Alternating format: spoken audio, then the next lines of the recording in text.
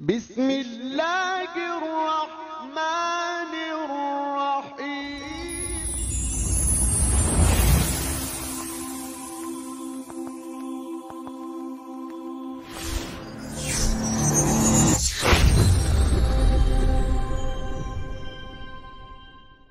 بسم اللہ الرحمن الرحیم۔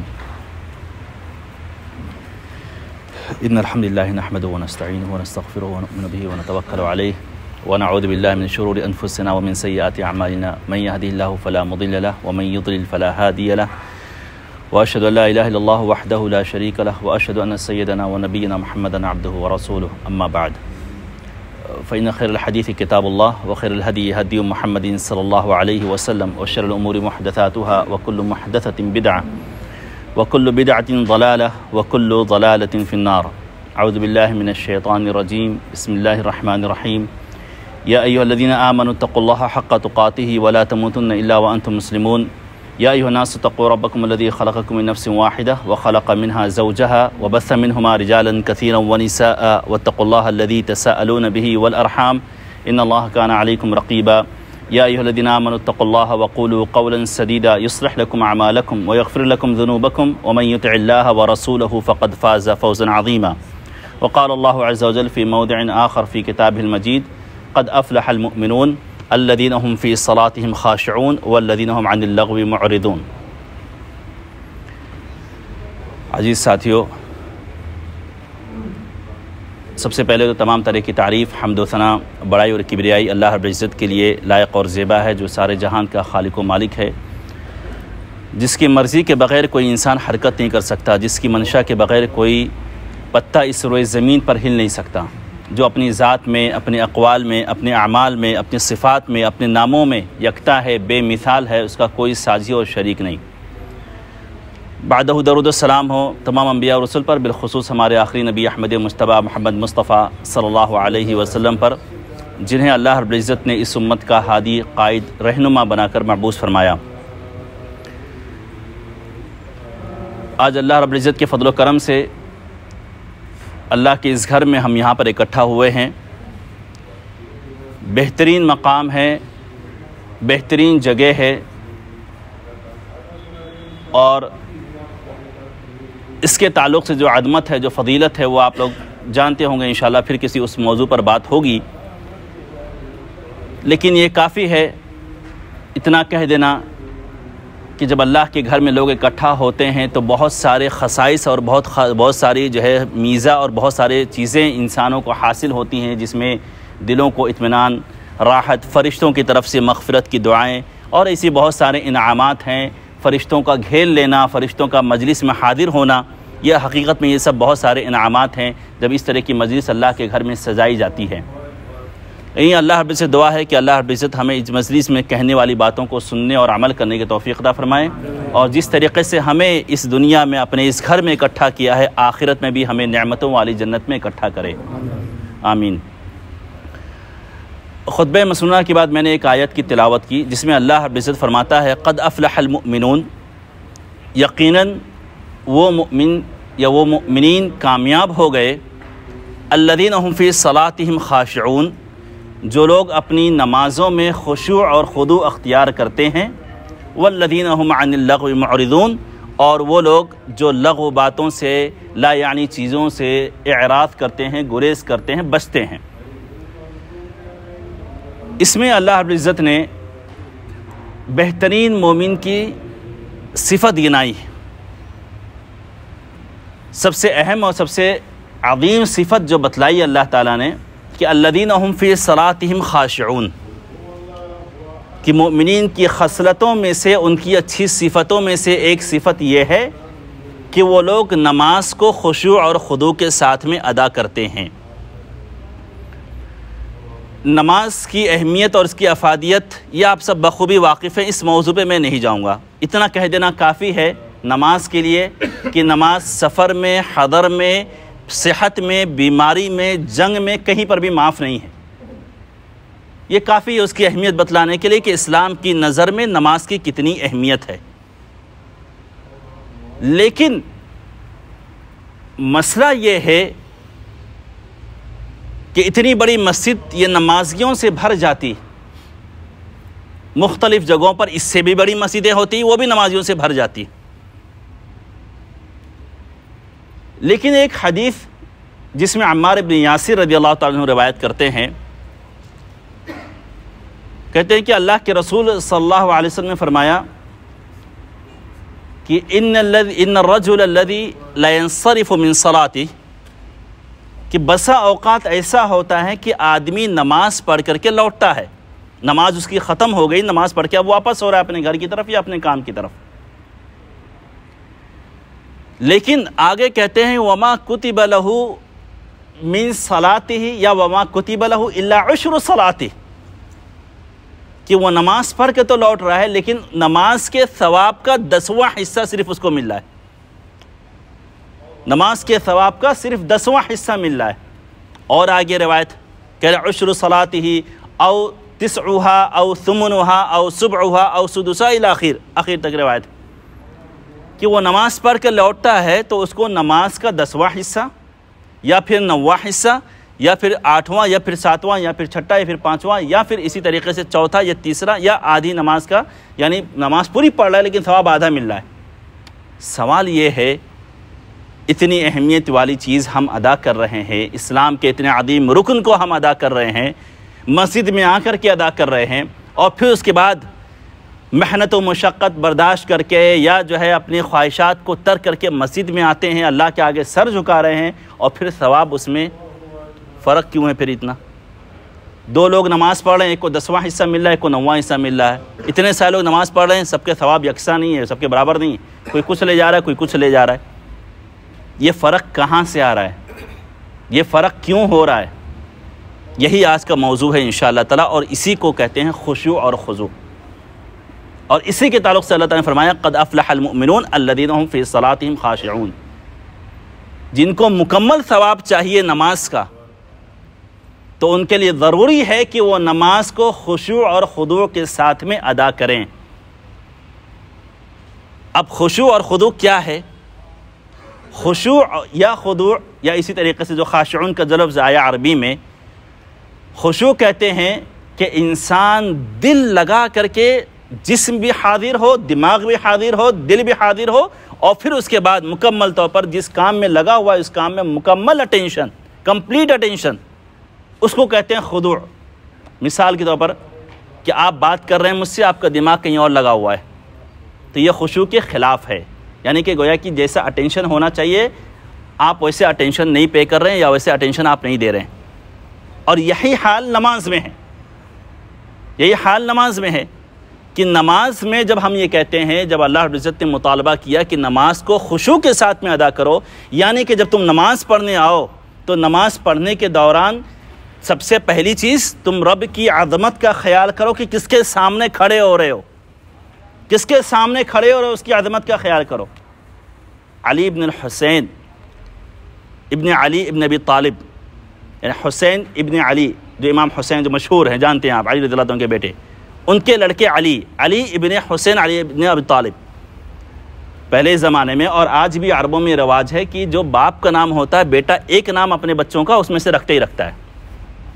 یہ عربوں میں رواج ہے. ہمارے یہاں تو ایسا ہے کہ ایسا نام لے کر کے آنا ہے کہ وہ پوری کائنات میں نہیں ہونا چاہیے کہیں پر بھی، پھر اس کے بعد کچھ بھی نام چلا جائے، کوئی بھی نام رکھ دو، کوئی بھی معنی نکلتا اس کا. بہرحال وہ الگ موضوع. کہنے مطلب یہ کہ علی ابن حسین ابن علی ابن طالب جب وضو کرتے تھے، وضو کرنے کے بعد جب نماز کے لیے کا رخ کرتے تھے، مسجد کی طرف جاتے تھے، تو چہرے کا رنگ بدل جاتا تھا، زرد پڑ جاتا تھا، پیلا پڑ جاتا تھا. تو اہل و عیال نے سوال کیا کہ جب آپ نماز کے لیے وضو کرتے ہیں اور نماز کے لیے جاتے ہیں، ہم دیکھتے ہیں کہ آپ کا چہرے کا رنگ بدل رہا ہے، وجہ کیا ہے؟ تو کہہ رہے ہیں کہ میں جب وضو کر کے نماز کے لیے آگے بڑھتا ہوں تو مجھے اس کی عظمت کا خیال آتا ہے جس کے سامنے میں جا کر کے کھڑا ہو رہا ہوں. اس کی عظمت کا خیال کرتے ہوئے میرے ہاتھ پیر ٹھنڈے پڑ جاتے ہیں، میں کانپنے لگتا ہوں. ہمارا عالم کیا ہے؟ وضو کر کے ہم آتے ہیں، نماز پڑھتے ہیں، اور پھر اس کے بعد عظمت کا خیال چھوڑ دیجیے. اب اس کے بعد جب ہم نماز شروع کرتے ہیں تو نماز شروع کرنے کے بعد پھر ہمارا ذہن کہاں رہتا ہے یہ کسی سے بولنے کی ضرورت نہیں. کیا کیا چیزیں ہمیں یاد آتی ہیں، جو چیزیں ہم دکان میں بیٹھے ہوئے یاد نہیں آتی وہ نماز میں یاد آ جاتی ہے. مطلب ایک مقولہ ہو گیا ہے کہ ہاں ابھی نماز پڑھنے جاؤں گا تو وہ چیز یاد آ جائے گی، ابھی یاد نہیں آ رہی، تو وہ چیزیں نماز میں یاد آتی. تو وہ ساری چیزیں جو ہم بھولے ہوئے ہیں، وہ سارے خیالات پھر اس کے بعد شیطان ہم کو سیر کراتا رہتا ہے. اللہ اکبر سمجھ میں آتا ہے خالی، اور پھر اس کے بعد آخر میں جب سلام پھیر دیتے ہیں امام، تب اس کے بعد آتا ہے اچھا نماز تو پوری ہو گئی. اب خیال آئے، پھر اس کے بعد خیالوں کا سلسلہ وہ ٹوٹتا ہے. یہ خشوع کے منافی ہے.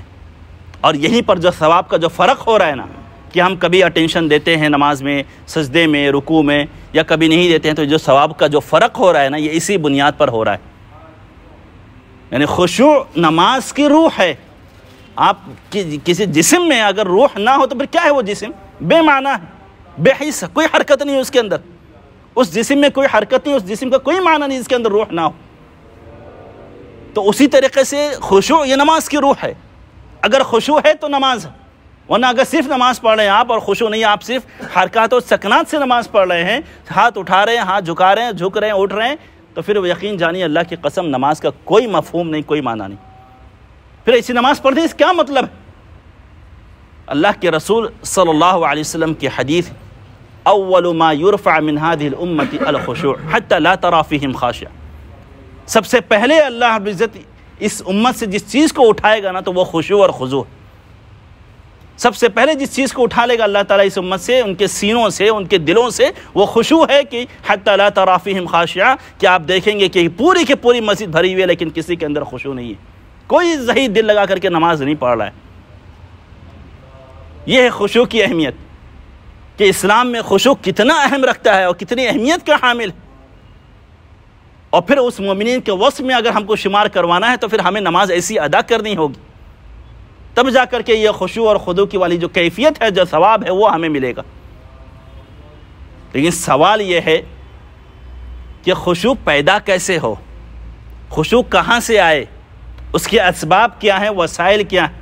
جب ہم نے یہ جان لیا کہ نماز بغیر خشوع کے کچھ نہیں ہے، تو اب سوال یہ ہے کہ ہم خشوع کیسے لائیں اپنے دل کے اندر.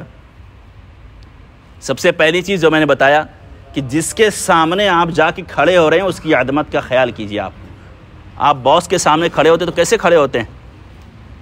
آپ اپنے کسی لیڈر کے سامنے کھڑے ہوتے تو کیسے کھڑے ہوتے ہیں؟ کسی دنیا میں کسی حاکم کے سامنے، کسی نیتا کے سامنے جا کے کھڑے ہوتے ہیں، بس ہمیں 3 منٹ کا ٹائم ملا ہوا ہے، مکمل اٹینشن کے ساتھ میں ایسی بات کرنا ہے جو ٹو دا پوائنٹ بات ہو، مکمل اٹینشن. ایک عام نیتا کے سامنے، ایک عام لیڈر کے سامنے، پھر وہ تو احکم الحاکمین ہے، وہ تو رب العالمین ہے، وہ کائنات کا رب ہے، اس کے سامنے کھڑے ہو رہے ہیں. ہم اس کے سامنے کھڑے ہو رہے ہیں، عبادت کو انجام دے رہے ہیں، وہ بھی اس کے لیے نہیں، اپنے لیے کر رہے ہیں، اپنے لیے عبادت کر رہے ہیں. اس کا ثواب ہمیں لوٹ کر کے آنا، اس کا فائدہ ہمیں لوٹ کر کے آنا. پھر ہماری کیفیت کیا ہونا چاہیے؟ ان تعبد اللہ، یہی احسان ہے، یہی وہ احسان ہے جس کا اسلام نے مطالبہ کیا کہ ان تعبد اللہ کأنک تراہ فإن لم تکن تراہ فإنہ یراک، کہ تم اللہ کی عبادت کرو اس انداز میں کہ تم کو یہ محسوس ہو کہ ہاں تمہارا رب تم سامنے ہے اور تم اس سے گفتگو کر رہے ہو، تم اس سے سرگوشی کر رہے ہو، تم اس سے بات کر رہے ہو. ان لم تکن تراہ فإنہ یراک، اگر یہ احساس دل میں نہیں پیدا ہو رہا ہے کہ ہاں رب العالمین کا وہ جو تصور، اس کی عظمت، اس کی ہیبت، شکل تو نہیں آئے گی سامنے لیکن اس کی عظمت و ہیبت جو سامنے آنا چاہیے اگر وہ نہیں آ رہی ہے، تو یہ احساس اپنے دل کے اندر پیدا کر لینا کہ وہ تو نہیں، لیکن وہ ہم نہیں دیکھ پا رہے لیکن وہ ہمیں دیکھ رہا ہے، وہ ہمیں دیکھ رہا ہے، وہ سینے کی باتوں کو جاننے والا ہے. ہم سرگوشی کر رہے، بات کر رہے اپنے رب سے. صحیح مسلم کی روایت ہے، اللہ کے رسول صلی اللہ علیہ وسلم فرماتے ہیں اذا قام احدکم یصلی فإنہ یناجی ربہ، جب تم میں سے کوئی نماز پڑھنے کے لیے کھڑا ہوتا ہے تو وہ اپنے رب سے بات کرتا ہے، سرگوشی کرتا ہے اپنے رب سے. وہ فلینظر کیف یناجی، پھر وہ غور کرے، دیکھے کہ اس کو اپنے رب سے کیسے بات کرنا ہے. ہاں جب آپ نماز پڑھتے ہیں تو آپ رب سے گفتگو کرتے ہیں اور رب اس کی بات کا جواب دیتا ہے. کیسے؟ صحیح مسلم کی ایک روایت فرماتے ہیں، ابو ہریرہ رضی اللہ تعالیٰ عنہ روایت کی حدیث کہتے ہیں کہ اللہ کے رسول صلی اللہ علیہ وسلم نے فرمایا کہ اللہ تعالیٰ کہتا ہے کہ جب بندہ کہتا ہے الحمدللہ رب العالمین، جب بندہ کہتا ہے الحمدللہ رب العالمین، تو اللہ تعالیٰ کہتا ہے حمدنی عبدی، میرے بندے نے میری حمد بیان کی. یہ ہے نیگوسیشن، یہ ہے جو آپ بات کر رہے ہیں اپنے رب العالمین سے. کنورزیشن. الحمدللہ رب العالمین، پھر رب کی طرف سے جواب آیا حمدنی عبدی. آپ کہتے ہیں الرحمن الرحیم، اللہ تعالیٰ کہتا ہے مجدنی عبدی، میرے رب نے، میرے بندے نے میری تمجید بیان کی، میری بزرگی بیان کی. اثنا علی عبدی. پھر آپ کہتے ہیں مالک یوم الدین، تب اللہ تعالیٰ کہتا ہے مجدنی عبدی، کہ اے قیامت کے دن کا مالک ہے یہ. تو پھر اللہ تعالیٰ کہتا ہے میرے بندے نے مجھے بڑا بنایا، مجھے عظیم بنایا، مجھے قیامت کے دن کا مالک بنایا. یہ ہے سرگوشی، یہ ہے کنورزیشن جو آپ اپنے رب سے کر رہے ہیں. پھر ایاک نعبد و ایاک نستعین، آپ کہتے ہیں کہ اے اللہ ہم تیری عبادت کرتے ہیں، ہم تجھی سے مدد مانگتے ہیں. تو اللہ تعالیٰ کہتا ہے کہ یہ اب میرے درمیان اور بندے کے درمیان ڈائریکٹ والا مسئلہ چل رہا ہے. ھذا بینی و بین عبدی، یہ میرے درمیان اور میرے بندے کے درمیان ڈائریکٹ مسئلہ چل رہا ہے. وَلِعَبْدِ مَا سَأَلَ، اب میرا بندہ مجھ سے جو مانگے گا میں اس کو دوں گا. پھر آپ کہتے ہیں اہدنا الصراط المستقیم، اے اللہ ہمیں سیدھا راستہ دکھلا. صراط الذین انعمت علیہم غیر المغضوب علیہم ولا الضالین، جب آپ کہتے ہیں تو اللہ تعالیٰ کہتا ہے کہ بندے کو میں نے وہ دیا، لعبدی ما سأل، بندے کو میں نے وہ دیا جو بندہ مجھ سے مانگ رہا ہے. تو یہ ہے گفتگو، یہ ہے کنورزیشن جو آپ اپنے رب سے کرتے ہیں نماز میں. آپ اس کو معمولی مت سمجھیے کہ آپ نماز میں کھڑے ہو رہے ہیں، سورہ فاتحہ پڑھ دیے، بس یہ کہ ایک رکن ہے نماز کا تو ہم نے پڑھ دیا ورنہ نماز نہیں ہوگی. نہیں، آپ جب سورہ فاتحہ پڑھ رہے ہوتے ہیں تو آپ اپنے رب سے بات کر رہے ہوتے ہیں، اس کو سمجھنے کی ضرورت ہے، جاننے کی ضرورت ہے. تو یہ پہلی چیز تھی کہ جس کے سامنے آپ کھڑے ہو رہے ہیں اس کی عظمت کا آپ خیال کیجئے. دوسری چیز، نماز پڑھتے وقت یہ ذہن میں بٹھا لیجئے کہ ہو سکتا ہو کہیں ایسا نہ ہو کہ یہ میری آخری نماز ہو. دیکھیے موت کا وقت متعین نہیں، کورونا نے دکھا دیا اچھے چلتے پھرتے لوگ کب جا کے ہاسپٹل میں لیٹ گئے معلوم نہیں پڑا. تو موت کا وقت متعین. ایک صحابی آئے اللہ کے رسول صلی اللہ علیہ وسلم سے سوال کیا کہ اللہ کے رسول علمنی و اوجز، مجھے کچھ سکھائیے، بتلائیے اور مختصر بتلائیے. تو اللہ کے رسول نے کہا صلی صلاۃ مودع، جب تم نماز پڑھو تو ایسے نماز پڑھو گویا کہ اب آخری نماز ہو، تم آخری نماز پڑھ رہے ہو، تمہاری وداع والی نماز. ہمارے ہاں تو چلتا ہے نا جمعۃ الوداع، ایک نیا فتنہ شروع ہے، ایک نئی بدعت ہے جمعۃ الوداع. آخری رمضان کا جو آخری جمعہ ہوتا ہے اس کو بولتے ہیں جمعۃ الوداع. جو کبھی جمعہ کی نماز نہیں پڑھتا وہ بھی 11 بجے پہنچا رہتا ہے وہاں پہ، اس لیے کہ وہ اس کی نظر میں وہ اہمیت ہے جمعۃ الوداع کی. اور آپ کو اللہ کے رسول کہہ رہے ہیں کہ ہر نماز کو صلاۃ الوداع سمجھ کر پڑھا کرو، ہر نماز کو ایسے پڑھو کہ گویا کہ آخری نماز. جب آپ آخری نماز کا تصور سامنے رکھ کر کے پڑھیں گے تو پھر یقین جانیے کہ دل میں خشوع پیدا ہوگا کہ پتہ نہیں اس نماز کے بعد مجھے نماز پڑھنے کا موقع ملے کہ نہ ملے. کیونکہ فرق صرف ایک سانس کا ہے، بس ایک سانس کا فرق ہے زندگی اور موت میں. جو سانس ہم لے رہے ہیں جو باہر آ رہی، اگر وہ سانس باہر نہیں آئے نا تو کہانی ختم پھر انسان کی. بس اتنا ہی ہے، ایک سانس کا فرق ہے پوری زندگی اور موت میں. جو سانس لے رہے ہیں اگر وہ سانس باہر نہیں آئی تو پھر کہانی ختم. چلتا پھرتا انسان کب لیٹ جاتا ہے معلوم نہیں. تو پھر نماز میں جب پڑھ رہے ہیں، اتنی عظیم عبادت انجام دے رہے ہیں، تو پھر یہ کیوں ذہن میں تصور نہیں رہتا کہ ہاں یہ نماز جو ہمارے تقرب کا ذریعہ ہے، اللہ تعالیٰ سے ہمیں قریب کرنے کا ذریعہ ہے، ہماری مدد کا ذریعہ ہے. وَاسْتَعِينُوا بِالصَّبْرِ وَالصَّلَاةِ، اللہ تعالیٰ نے کہا کہ وَاسْتَعِينُوا بِالصَّبْرِ وَالصَّلَاةِ، کہ اپنی نماز کے ذریعے سے اور صبر کے ذریعے سے مدد مانگو. پریشان ہو، آفت آئی ہوئی ہے، مصیبت آئی ہوئی ہے، تو پھر نماز کے ذریعے سے مدد طلب کرو. وَاسْتَعِينُوا بِالصَّبْرِ وَالصَّلَاةِ وَإِنَّهَا لَكَبِيرَةٌ إِلَّا عَلَى الْخَاشِعِينَ. ہم نماز پڑھ رہے ہیں پھر بھی مصیبتیں نہیں ہٹ رہی ہیں، نماز پڑھ رہے ہیں پھر بھی آفت ہٹ نہیں رہی ہے، نماز پڑھ رہے ہیں پھر بھی قرض کے بوجھ تلے لدے ہیں، بیماریاں ہیں، اقتصادی پریشانیاں، نہ جانے کیسی پریشانی. تو اس کا مطلب یہ ہے کہ نماز ہم جیسا پڑھنا چاہیے ویسا نہیں پڑھ رہے، ورنہ رب تو جھوٹا نہیں ہو سکتا نا، اس کا وعدہ تو جھوٹا نہیں ہو سکتا، اس نے جو رہنمائی کی ہے وہ غلط رہنمائی تو نہیں ہو سکتی. کہا مدد مانگنا ہے، اپنے آپ کو مکت کرانا ہے مصیبتوں سے، تو پھر نماز کے ذریعے سے مدد حاصل کرو. وَاسْتَعِينُوا بِالصَّبْرِ وَالصَّلَاةِ وَإِنَّهَا لَكَبِيرَةٌ إِلَّا عَلَى الْخَاشِعِينَ. ہاں البتہ اگر خشوع والے ہیں تو نماز کبھی بھی ان کے لیے بھاری نہیں ہوگی اور نماز صحیح معنوں میں ان کے لیے معاون بنے گی. تیسری چیز کہ یہ ذہن میں رکھیں کہ قیامت کے دن سب سے پہلے جو سوال ہوگا وہ نماز کے بارے میں ہوگا. قیامت کے دن سب سے پہلا جو سوال ہوگا وہ نماز کے بارے میں ہوگا. اگر نماز آپ کی ٹھیک ٹھاک رہی تو ٹھیک، ورنہ پھر آپ کی کہانی ختم. ابو ہریرہ کی حدیث ہے اول ما يحاسب به العبد يوم القيامة من عمله الصلاة. قیامت کے دن اللہ رب العزت بندے کے اعمال میں سے سب سے پہلے جس چیز کا محاسبہ کرے گا وہ نماز. یہ آپ ذہن میں بٹھا لیجئے کہ سب سے پہلے اس چیز کا حساب ہونا ہے. فَإِن صَلَحَتْ فَقَدْ نَجَحَ. نماز کا معاملہ درست ہو گیا تو پھر ساری کامیابی آگے پیڑا پار ہے. پھر اس کے بعد وَإِن فَسَدَتْ فَقَدْ خَابَ وَخَسِرَ. لیکن اگر نماز کا معاملہ درست نہیں رہا, بدن ہی خالی ہلاتے رہے پوری زندگی بھر, اللہ کے واسطے نماز ادا تو کیا لیکن صرف بدن ہلاتے رہے, خشوع کے ساتھ میں نہیں, تو پھر اس کے بعد کہہ رہے ہیں کہ وہ فقد خاب و خسر. اگر نماز کا معاملہ اس کا درست نہیں رہا تو پھر وہ نقصان اٹھانے والوں میں سے ہو جائے گا, پھر سارے معاملے اس کے گوش پیچ مشکل ہو جائیں گے. تو ایک تو عظمت کا خیال کیجئے, خشوع خضوع اپنے اندر پیدا کرنے کے لیے کہ جس کے آگے کھڑے ہو رہے ہیں اس کی عظمت کا خیال کیجئے. پھر اسی طریقے سے کہ خشوع اور خضوع کے ساتھ میں پھر اس کے بعد جو ہے جو میں نے بتایا, کیا چیز ذکر کیا میں نے شیخ, کہ خشوع خضوع کے ساتھ میں نماز ادا, یعنی اس کی عظمت کا خیال کرے سب سے پہلے.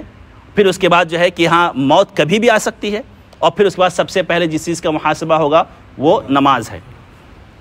پھر اس کے بعد خشوع کے تعلق سے اللہ رب العزت سے بھی سوال کیجئے کہ اللہ تعالیٰ میں نماز پڑھتا ہوں, میرا ذہن بھٹک جاتا ہے, تو دلوں کا مالک ہے, تو ذہنوں کا مالک ہے, تو دماغوں کا مالک ہے, تو جسم کا مالک, تو اللہ تعالیٰ میرے اندر خشوع پیدا کر دے کہ میں تیری نماز کو, تیری عبادت کو خشوع کے ساتھ میں نماز ادا کروں. اللہ رب العزت سے سوال کیجئے آپ. وَإِذَا سَأَلَكَ عِبَادِي عَنِّي فَإِنِّي قَرِيبٌ أُجِيبُ دَعْوَةَ الدَّاعِ. کہ بندہ سوال کرتا ہے تو مجھے پائے گا کہ میں اس کی دعا کو قبول کرتا ہوں. تو خشوع کا سوال آپ اپنے رب سے بھی کیجئے پہلے کہ اللہ تعالیٰ مجھے نماز خشوع کے ساتھ میں پڑھنا چاہ رہا ہوں, تو اس لیے سے میرے لیے اسباب پیدا کر, میرے دلوں میں اپنی عظمت اور ہیبت اور اب ڈر پیدا کر تاکہ میں نماز کو خشوع کے ساتھ میں ادا کروں. اسی طریقے سے خشوع کے اسباب میں سے ایک یہ بھی ہے کہ آپ جس چیز کو پڑھ رہے ہیں اس کا معنی مفہوم سمجھیں. یہ بہت اہم نقطہ ہے کہ آپ جس چیز کو نماز میں پڑھ رہے ہیں اس کا معنی مفہوم سمجھیں تاکہ ذہن نہ بھٹکے آپ کا. نہیں سوال یہ ہے کہ تو ساری عربی میں ہیں, عربی ہمیں آتی نہیں, ہمیں انگلش بول دو, ہم انگلش بول سکتے ہیں, ہم مراٹھی بھی بول سکتے ہیں, ہم پنجابی بھی بول سکتے ہیں, ہم عربی نہیں بول سکتے. اپنے بچے کو بھی ہم نے سائنسداں بنا دیا, انجینئر بنا دیا, ڈاکٹر بنا دیا, لیکن ایک عربی کا قرآن پڑھنے والا, عربی کا سمجھنے والا نہیں بنایا. ہم ہی نہیں کہتے کہ آپ پوری عربی سمجھ جائیے, پورے قرآن کو آپ سمجھ لیجئے. چند صورتیں تو آپ یاد کر سکتے ہیں, چند صورتوں کے مفہوم تو آپ یاد کر سکتے ہیں, چھوٹی چھوٹی صورتیں, سورۃ الاخلاص ہے, سورۃ معوذتین ہے, اور دیگر صورتیں, چند آیتیں ہیں, مشہور آیتیں. ان آیتوں کے مفہوم تو یاد کیجئے آپ.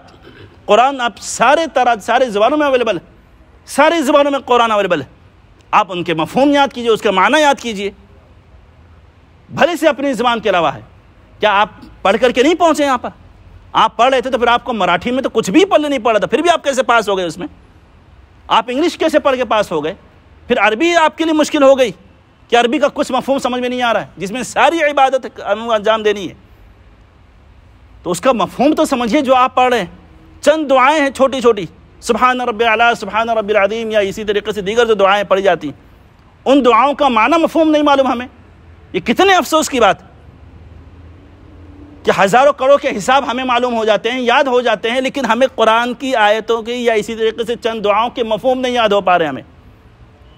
اب سوال یہ ہے کہ جو چیز ہم مانگ رہے ہیں رب العالمین سے اپنی نماز میں, اس کا مفہوم ہی نہیں سمجھ پا رہے ہیں, تو پھر جو دینے والا ہے وہ کیسے دے گا؟ ارے پہلے خود سمجھو نا کیا مانگ رہے ہو تم, پہلے خود بھی تو سمجھو کیا مانگ رہے ہو.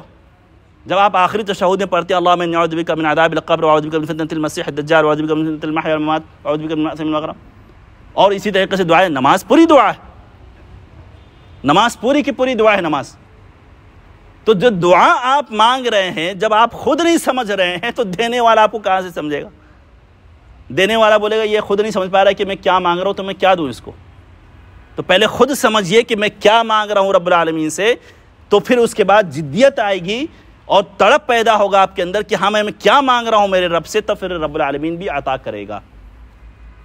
تو یہ اہم چیز ہے کہ جو آپ قرآن کی آیتیں یا اسی طریقے سے دعائیں جو نماز میں پڑھ رہے ہیں اس کے معنی اور مفہوم کو آپ سمجھیں. جب اس کے معنی مفہوم کو آپ سمجھیں گے تو پھر انشاءاللہ تعالی ذہن نہیں بھٹکے گا, اور خشوع اور خضوع والی جو کیفیت ہے جو مطالبہ کیا اسلام نے وہ انشاءاللہ ہمارے اندر وہ چیز جو ہے پیدا ہوگی.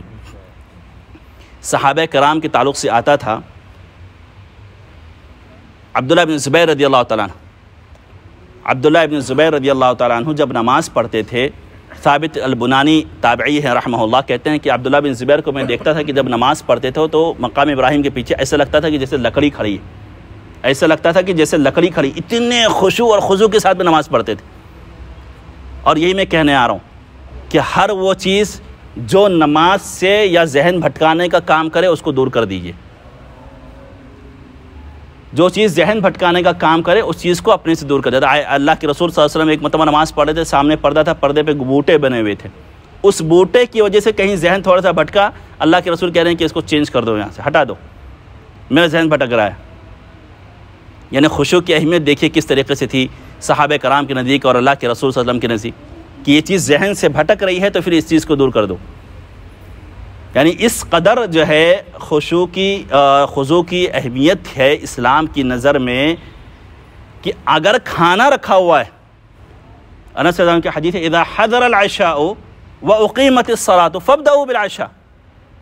آپ دیکھیے کہ خشوع کی اہمیت کیا ہے اسلام کی نظر میں، کہ اگر کھانا رکھا ہوا ہے اور نماز کھڑی ہو رہی ہے تو پہلے کھانا کھا لو، پھر اس کے بعد جا کر کے نماز پڑھو۔ کیوں؟